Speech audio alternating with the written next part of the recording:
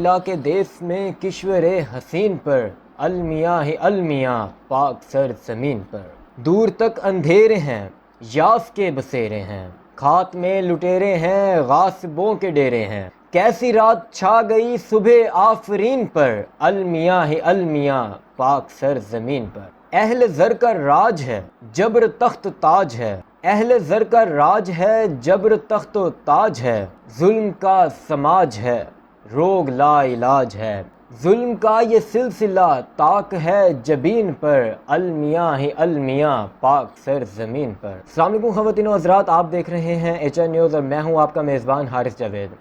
خواتین و حضرات، آج کی یہ اسپیشل ایپیسوڈ جناب شہید اشرف شریف صاحب کے بارے میں ہے، اور ایز یو نو اشرف شریف صاحب کو تقریباً 6 مہینے ہو چکے ہیں اور ابھی تک ان کے لواحقین کو عدالت کی جانب سے، حکومت کی جانب سے کوئی انصاف نہ مل سکا۔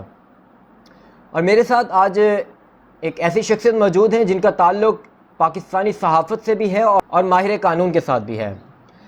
خواتین و حضرات، میں بات کر رہا ہوں بیرسٹر احتشام امیر الدین صاحب۔ بیرسٹر احتشام امیر الدین نے اپنے صحافتی کیریئر کا آغاز ARY نیوز سے شروع کیا، جہاں پہ وہ اپنا ایک پروگرام کر رہے تھے دا رپورٹرز کے نام سے، اور اس کے بعد بیرسٹر صاحب چلے گئے سمر نیوز پہ، اور وہاں پہ انہوں نے ایک پروگرام کا آغاز کیا جس کا نام تھا دا نیوز بیٹ کے نام سے۔ اس کے بعد انہوں نے ایک اور پروگرام کیا سوال، اس کے بعد ایک اور انہوں نے پروگرام کیا آواز، اور اس وقت جو ان کی موجودہ ڈیوٹی ہے وہ ہے سنو ٹی وی پہ، اور وہاں پہ وہ ایک اور پروگرام کر رہے ہیں سوال نامہ کے نام سے۔ بیرسٹر احتشام آج ہمارے ساتھ موجود ہیں۔ السلام علیکم سر۔ اچھا سر، ایز یو نو آپ کا بھی جناب اشرف شریف صاحب کے ساتھ کافی پرانا تعلق ہے، اور آپ ان کے ساتھ رہے ہیں، آپ کو معلوم ہے وہ بھی ARY نیوز پہ ہی اپنے فرائض سر انجام دے رہے تھے، آپ نے بھی وہاں پہ اپنے فرائض سر انجام دیے ہیں۔ سر تقریباً اگر بات کی جائے جناب شہید اشرف شریف صاحب کی، تو 6 ماہ تقریباً ہونے والے ہیں۔ 23 اکتوبر کو یہ صبح خبر آتی ہے کہ ان کو کینیا میں شہید کر دیا جاتا ہے، اور ہم سب کو یہ معلوم ہے کہ کس نے یہ ظلم ڈھائے ہیں۔ پاکستانی صحافت کو عجیب سی کیفیت دی جا رہی ہے، پاکستانی صحافت آج کے اس دور میں بہت زیادہ مشکلات کا سامنا کرنا پڑ رہا ہے پاکستانی صحافی کو۔ کیا آپ کو لگتا ہے کہ اشرف شریف صاحب ایک بہت بڑا نام، بلکہ پاکستان کا ایک بہت بڑا اثاثہ تھا، کیا آپ سمجھتے ہیں کہ ان کو انصاف مل پائے گا؟ آپ کی اشرف شریف صاحب کے ساتھ پہلی ملاقات کب ہوئی، اور آپ کی ان کی صحافتی کیریئر کے بارے میں آپ کا کیا خیال ہے؟ ارشد صاحب سے میری پہلی ملاقات ہوئی تھی جب میں نے ڈان نیوز جوائن کیا تھا بیک ان 2011، تو مجھے ملا تھا تب 7 بجے ڈان پہ prime time slot current affairs کا live show Monday to Thursday میں نے کرنا تھا اسلام آباد سے، اور اسلام آباد جب میں پہنچا تو one of the few people جن سے میری پہلی ملاقات ہوئی تھی اس میں ارشد شریف شہید بھی تھے، اور وہ اس وقت ڈان نیوز کے اسلام آباد کے بیورو چیف تھے، اور 8 بجے کا وہ شو کر رہے تھے اس ٹائم پہ۔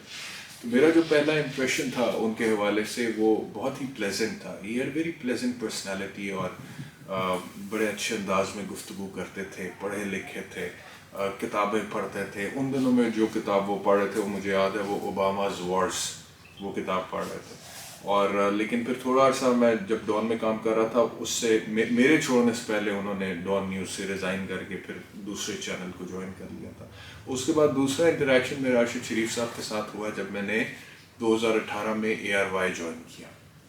اس ٹائم پہ میں پھر 7 بجے کا سلاٹ کر رہا تھا، اور ارشد شریف صاحب جو ہیں وہ 10 بجے کے سلاٹ پر تھے، اور اسی اثنا میں 2018 کے عام انتخابات آئے، اس میں پھر اسپیشل ٹرانسمیشن آپ کو پتہ ہے ہر چینل کی ہوتی ہے، تو ARY کی اس زمانے میں ان کا ہیڈ آفس کراچی میں، تو کراچی سے ہو رہی تھی، تو ہم سارے اینکر جو اسلام آباد میں بھی تھے وہ سارے کراچی چلے گئے، اور وہاں تقریباً کوئی ہفتہ 10 دن رہے، اور وہ ٹرانسمیشن ڈیلی بیسس پر ہوتی رہی۔ تو وہ ٹائم تھا جس میں وہ ہفتہ 10 دن ہم نے بہت کلوز کانٹیکٹ میں کوآرڈینیشن کے ساتھ ایک دوسرے کے ساتھ گزارے۔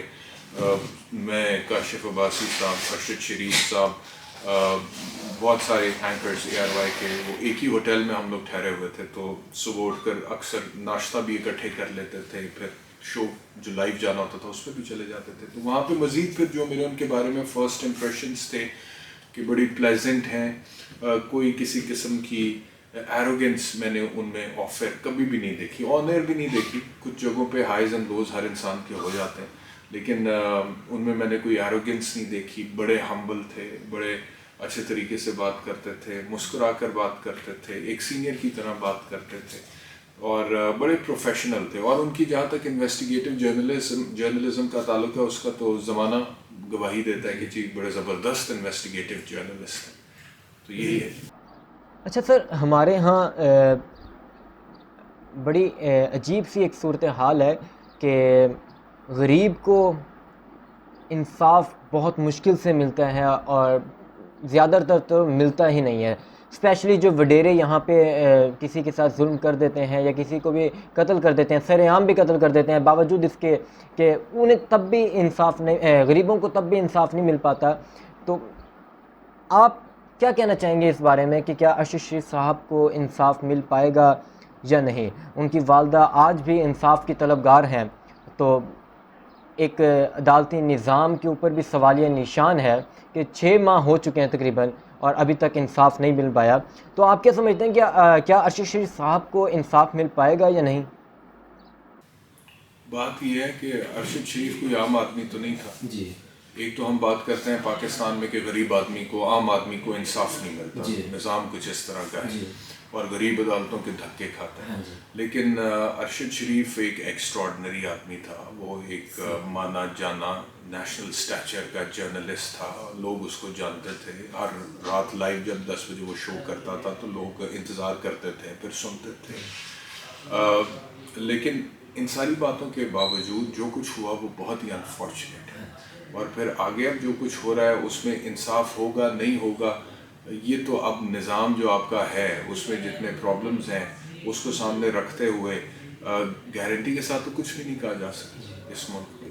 تو اس وجہ سے ابھی جو معاملات میں جس طرح سے دیکھ رہا ہوں, وہ کیس کی جو صورتحال میں دیکھ رہا ہوں, اور خاص طور پہ موجودہ دور حکومت میں جو حکومت جن کو ارشد شریف کے شوز یا کانٹینٹ کے حوالے سے کچھ تحفظات بھی تھے, مریم نواز صاحبہ کا وہ ٹویٹ آپ کو یاد ہوگا, رانا ثناء اللہ صاحب کے کوئی بیانات آپ کو یاد ہوں گے, تو اب انہی لوگوں نے وہ سسٹم چلانا ہے تفتیش کا, انویسٹیگیشن کا. تو پھر ایک جو FIR درج ہوئی وہ بھی حکومت کے ایک انسپیکٹر کی مدعیت میں درج ہوئی. اب اس میں انصاف کے تقاضے پورے ہو سکیں گے نہیں ہو سکیں گے, there is a big question mark on that. لیکن سپریم کورٹ نے جو اس کو نوٹس لیا ہے, اب روزانہ کی بنیادوں پر اس پر وہ کارروائی کر رہے ہیں, سن رہے ہیں.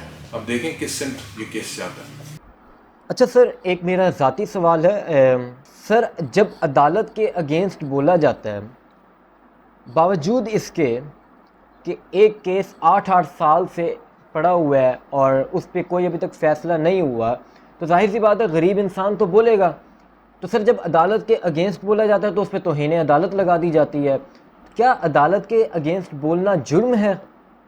تو بالکل غلط بات ہے کہ آپ اگر عدالتی نظام کے اندر کوئی کرپشن ہے, کوئی فلاز ہیں, کوئی لوپ ہولز ہیں, کوئی کمزوریاں خامیاں ہیں, تو اس کے اوپر بات نہیں کر سکتے. بالکل آپ کر سکتے ہیں. یہ امپریشن غلط ہے. وہ توہین عدالت کا جو قانون ہے اس کی آڑ میں یہ کہا جاتا ہے کہ آپ عدالتوں پر تنقید نہیں کر سکتے. تو تنقید عدالتوں پر نہیں, لیکن عدالتی فیصلے کی منطق, قانونی منطق پر یا ویسے منطق پر کی جا سکتی ہے, اور آپ اس سے اختلاف بھی کر سکتے ہیں اور اپنے اختلاف کا اظہار بھی کر سکتے ہیں. اور اس کا رائٹ آپ کو آرٹیکل 19 آف دا کانسٹیٹیوشن جو فریڈم آف سپیچ کی بات کرتا ہے وہی دیتا ہے. تو یہ میں آپ کو عرض کرتا چلوں کہ یہ بات غلط ہے کہ عدالتی فیصلوں پر تنقید نہیں ہو سکتی. Every court judgment is a public property once it is pronounced. وہ جب عدالت سنا دیتی ہے, اس فیصلے پہ سائن کر دیتی ہے, وہ پبلک پراپرٹی بن جاتا ہے. پھر لوگ اس پر بات بھی کر سکتے ہیں, اس پر خیالات کا اظہار بھی کر سکتے ہیں, اس پر فیئر کامنٹ بھی کر سکتے ہیں, اور اس پر مناسب الفاظ میں تنقید بھی کر سکتے ہیں. لیکن ہاں, ریڈیکیول نہیں کرنا چاہیے, انسلٹ نہیں کرنا چاہیے, الزام تراشی نہیں کرنی چاہیے. اچھا سر, میرا آخری سوال آپ سے یہ ہے کہ اگر ایک کیس, ظاہر سی بات ہے یہ 8-9 سال چل رہا ہے, اور اتنا لانگ عرصے کے لیے, اتنے لمبے عرصے کے لیے اگر ایک کیس چل رہا ہے, تو کیا سر اگر اس کی مدت کو کم کر دیا جائے, جلد از جلد فیصلے سنا دیے جائیں, آپ کو نہیں لگتا کہ اگر عدالتی نظام کو بہتر کر دیا جائے تو پاکستان کا نظام کافی بہتر ہو سکتا ہے؟ آپ کے لیے 8 سال بہت بڑی مدت مجھے لگ رہا ہے کہ ہے. آپ مجھے بار بار حوالہ دے رہے ہیں کہ, لیکن میں آپ کو ایک وکیل کی حیثیت سے, مجھے 16 سال ہو گئے عدالتوں میں پریکٹس کرتے ہوئے, میں ایک وکیل کی حیثیت سے آپ کو یہ عرض کروں کہ 50 کی دہائی کے کیسز ابھی تک پینڈنگ ہیں ہماری عدالتوں میں زمینوں کے جھگڑوں کے، جس میں انصاف ہو نہیں سکا، اور جو جنریشن گئی تھی عدالت میں وہ مر کھپ چکی.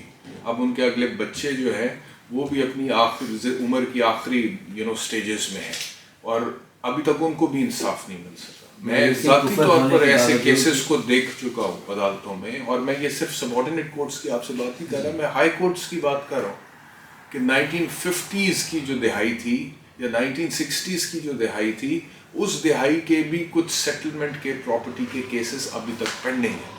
تو یہ جب تک آپ اپنے نظام کو ٹھیک نہیں کریں گے، کرپشن ختم نہیں کریں گے، کوڈ آف کانڈکٹ کو یقینی نہیں بنائیں گے، ججز کی تعداد کو بہتر نہیں کریں گے، ریسورسز کو نہیں بڑھائیں گے، اور ایک خاص مدت کا تعین کر کر اس پر سختی سے امپلیمنٹ نہیں کریں گے کہ اس مدت کے اندر کیس کا فیصلہ ہو جانا چاہیے، نہیں ہوگا تو عدالت جو ہے اس کو کوئی نہ کوئی ایکسپلینیشن دینی پڑے گی، تو تب تک یہ معاملہ ٹھیک نہیں ہوگا. ابھی پرابلم یہ ہے کہ کوئی نظام پراپر ہے ہی نہیں. آپ دیکھیں کہ ایک مرڈر اپیل ہے، آج اس کا فیصلہ، ایک کیس کا مرڈر ٹرائل کا فیصلہ ہوتا ہے، اس میں بندے کو سزا ہو جاتی ہے، مثال کے طور پہ سزائے موت یا عمر قید ہو جاتی ہے، اس کے خلاف اپیل کرتا ہے ہائی کورٹ میں.